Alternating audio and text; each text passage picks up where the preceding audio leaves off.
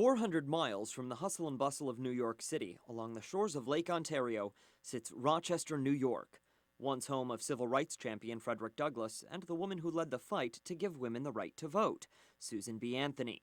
The third largest city in the state, Rochester, rose to fame thanks in part to George Eastman, founder of Kodak. I worked in roll coating, building 317, 53, and 20.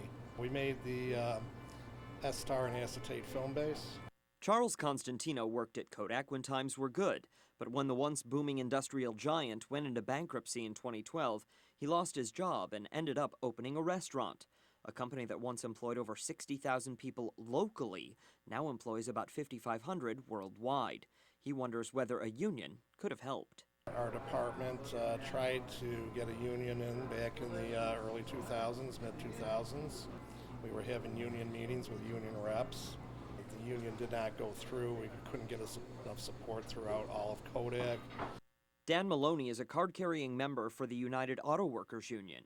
I don't know why everybody doesn't belong to a union. It's the only way to go.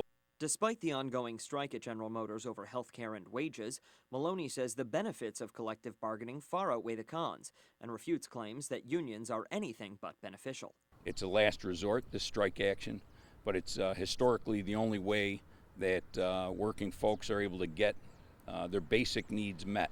Politically, we're not socialist, right? The labor movement. We endorse folks across the spectrum, Republicans, Democrats, Independents. We support those who support us.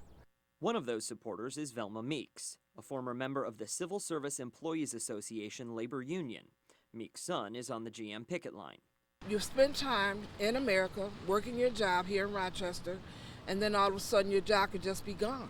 I think the government should step in because when GM was in trouble, General Motors, the government stepped in and bailed them out.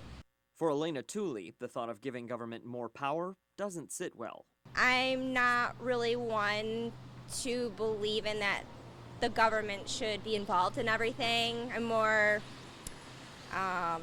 libertarian, I guess you would say. Constantino says he wishes there were more protections in place for workers during his time at Kodak. I mean, they stepped in to the car companies to help bail them out.